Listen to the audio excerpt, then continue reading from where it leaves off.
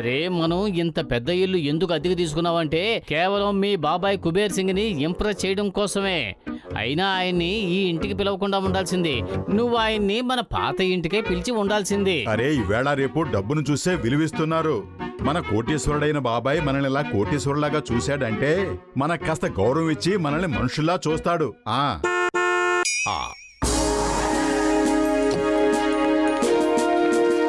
ఎలా ఉన్నారు మోటు పతులు? నమస్తే బాబాయ్ గారు. నమస్తే. మేము బాగానే ఉన్నాము. నేను మిమ్మల్ని మళ్ళీ 3 సంవత్సరాల తర్వాత కలుస్తున్నాను. మిమ్మల్ని చూస్తుంటే చాలా సంతోషంగా ఉంది. నువ్వు జీవితంలో చాలా ఎదిగిపోయావు. లగాయితూ మోటు పతులు మీరు ఇక్కడికి ఎవరిని కలవడానికి వచ్చారు? నమస్తే సార్, నా పేరు గసిటే రామ్. నేను వీళ్ళ స్నేహితుడిని. Ram, very sorry. నువ్వు ఇక్కడి నుంచి వెళ్ళిపో. మేము బాబాయ్ గారితో చాలా ముఖ్యమైన విషయం మాట్లాడడానికి ఇక్కడికి వచ్చాం. ప్లీజ్. లగాయితూ నన్ను తోసేస్తారా? సరే వెళ్తాను. హలో సార్, మీ బంగళా మాత్రం చాలా బాగుంది, అద్భుతంగా ఉంది.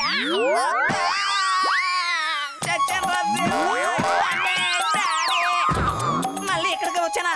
సరే బాబాయ్ గారు, మిమ్మల్ని కలవడానికి నేను మళ్ళీ ఇంకో రోజు వస్తాను. అమ్మో నడ్డి ఇరిగింది రోయ్. మోటు పతులు, అసలు ఇక్కడ ఏం జరుగుతోంది? చూస్తుంటే ఈ బంగ్లా మీది కాదనిపిస్తోంది.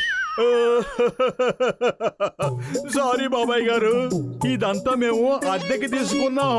మిమ్మల్ని చూస్తే మీరేమో పెద్ద కోటేశ్వర్లు, మేమేమో కూలిపోయేలాగున్న కాలిపోతున్న చిన్న ఇంట్లో ఉంటాం. మీరు చూశారంటే మమ్మల్ని నీచంగా అనుకుని మా మీద ఉన్న ప్రేమ గౌరవాలు తగ్గిపోతాయి అనిపించింది.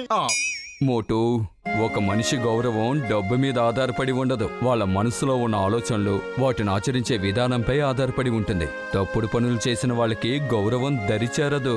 బాబాయ్, ఈ రోజుల్లో అందరూ తప్పు ఒప్పని చూడటం లేదు. కేవలం డబ్బు సంపాదించామా లేదా అని చూస్తున్నారు.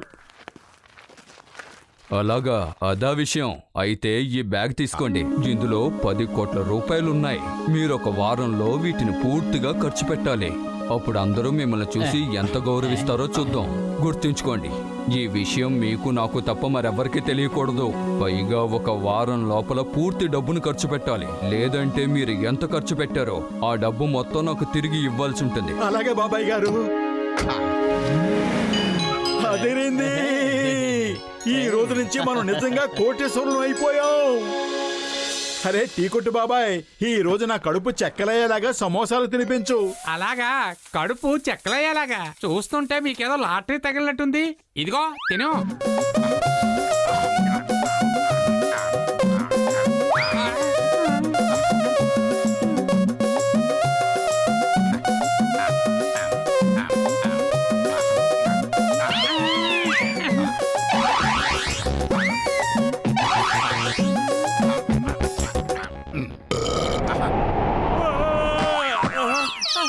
చాలు చాలు, చాలా తినేశాను, ఇంకేమీ తినలేను. ఎంత డబ్బు ఇమ్మంటావు? అరే 5,000 రూపాయలు ఇవ్వండి. అంతేనా? 5,000 రూపాయలేనా? అరే ఇంత చవకగా సమోసాలు అమ్ముతున్నావేంటి? అరే కాస్త రేటు పెంచి అమ్మవయ్యా. సరేలే, ఏం పర్వాలేదు. ఇదిగో 5 లక్షల రూపాయలు తీసుకో. అరే 5 లక్షలు ఎందుకు తీసుకోవాలి? మీ జాలిదయ నాకు అవసరం లేదు. నేను కష్టపడి సంపాదించుకునేవాడిని. నా 5,000 నాకు ఇవ్వండి చాలు. అరే టీ కొట్టు బాబాయ్, ఈ డబ్బు నీ దగ్గర ఉంచు. ఈ డబ్బు తీసుకుని నీ కొట్టును కొత్తగా పెద్దదిగా చేసుకో. తీసుకో, మా తరఫు నుంచి ఇదొక బహుమానం అనుకో బాబాయ్. తీసుకో. ఇదిగో నేనిచ్చే బహుమానం.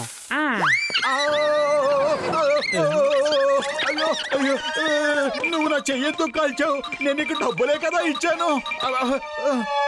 అరే తమ్ముళ్ళు, మీరు తప్పకుండా ఏదో దొంగతనం చేసే ఉంటారు. మర్యాదగా ఎక్కడి నుంచి వెళ్తారా? చింగంగాన్ని పిలవమంటారా?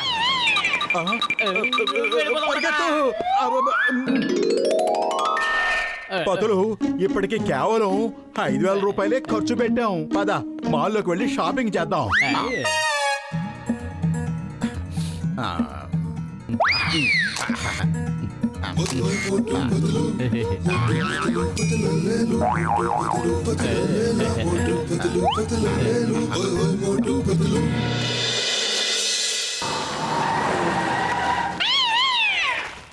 మోటు, 2 రోజుల నుంచి షాపింగ్ చేస్తూనే ఉన్నాం.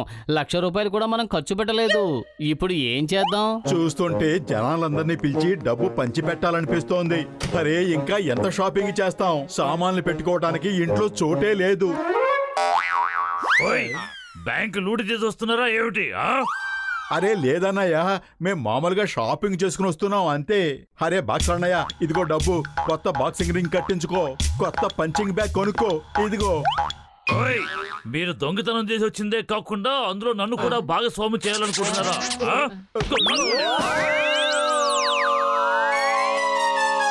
చచ్చాం, మనం దొంగతనం చేసామనుకుంటున్నారు.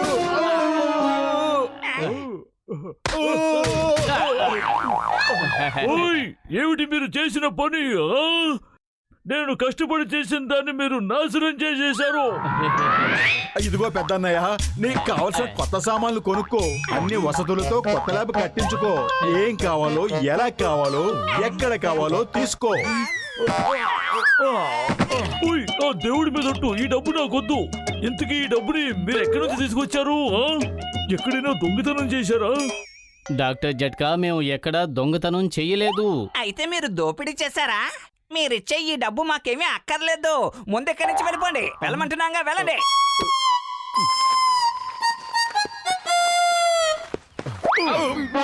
ఓయ్, మోటు పత్రు, సింగం గారు వచ్చేంత వరకు మీరు ఇక్కడే ఉండాలి. ఓయ్ గసిటే, ముందు సింగం గారికి ఫోన్ చేయి, త్వరగా రమ్మని చెప్పు.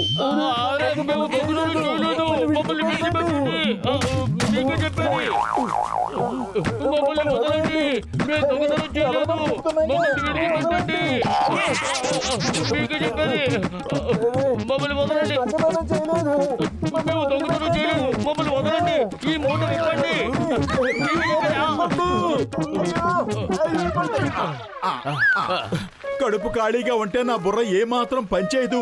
నువ్వే ఏదో ఒకటి ఆలోచించు పదులు. ఇప్పుడు మనం ఏం చేయాలి? ఈ డబ్బంతా మనం ఖర్చు పెట్టగలమా లేదా? ఐడియా సర్జీ.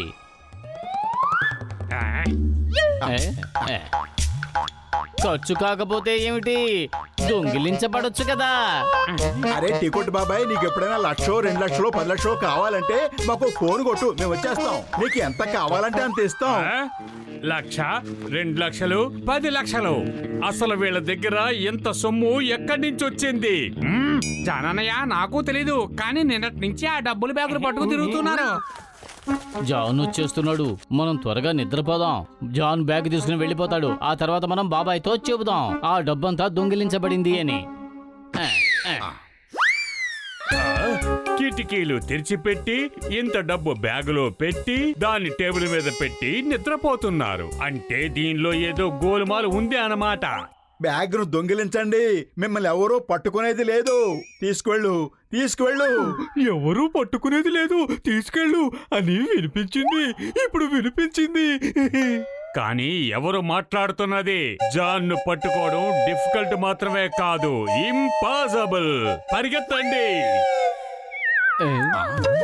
అరే, ఆగండి, ఆగండి. ఆగు, ఆగు. బ్యాగ్ జాన్, దొంగిలించి తీసుకువెళ్ళండి. ఆగండి. జాన్. జాన్.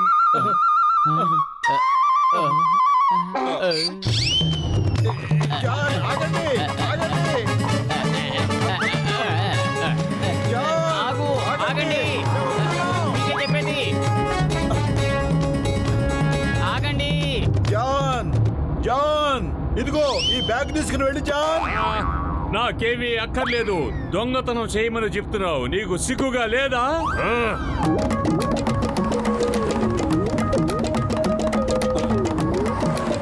జాన్.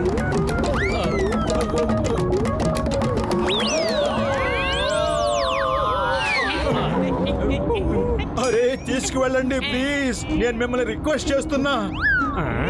మర్యాదగా వెళ్ళిపోండి, లేదంటే చింగం గారిని పిలుస్తాను. చింగం గారిని పిలవాల్సిన అవసరమేమీ లేదు. Don't worry John. డాక్టర్ జట్కా నాకు ఫోన్ చేసి విషయం మొత్తం చెప్పారు. కానీ అప్పుడు నేను ఈ ఊళ్ళో లేను, బయటికి వెళ్ళాను. మోటు Patlu, you are under arrest. అరే పదులు, మనం ఇక్కడి నుంచి వెళ్ళిపోదాం పద. డబ్బు ఖర్చు పెట్టాలన్న తపంలో మనం జైల్లో పడేలా ఉన్నాం. పారిపోదాం.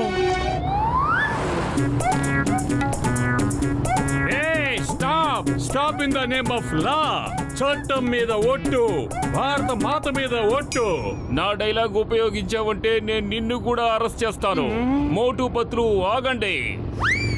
ఓయ్ మోటు పత్రు ఆగండి తమ్ముళ్ళు, పారిపోవడం వల్ల ప్రయోజనం ఉండదు. మీరు ఎక్కడికి తప్పించుకుని పోలేరు. అరే మనం మన డబ్బు తీసుకుని వెళ్తున్నాం, వీళ్ళందరూ దొంగల్ని పట్టుకున్నట్టు మనల్ని చేస్తూ వస్తున్నారు. అరే దీనికి ఇక ఫుల్ స్టాప్ పెట్టాల్సిందే. వాళ్ళకి మనం అసలు నిజం ఏమిటో చెప్పేద్దాం.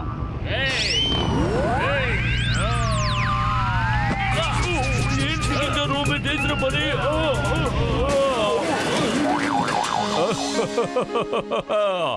ఇప్పుడు అర్థమైందా మోటు? గౌరవం డబ్బుతో రాదు, మంచి పనులు చేయడం వల్ల వస్తుంది. జనం అందరూ నువ్వు దోపిడీ చేసి ఈ డబ్బు సంపాదించావనుకున్నారు. అందరికీ నీ మీద గౌరవం మారిపోయింది.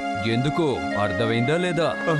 అర్థమైంది బాబాయ్ గారు, మొత్తం అర్థమైంది. అరే బాబాయ్ గారు, మేము ఎప్పుడు మంచి పనులే చేస్తూ ఉంటాం, ఇప్పటి వరకు చెడ్డ పనులు ఏమీ చేయలేదు. ఇప్పుడు సమోసాలుంటే ఎలా ఉంటుంది? చాలా బాగుంటుంది, చాలా ఆకలిస్తోంది.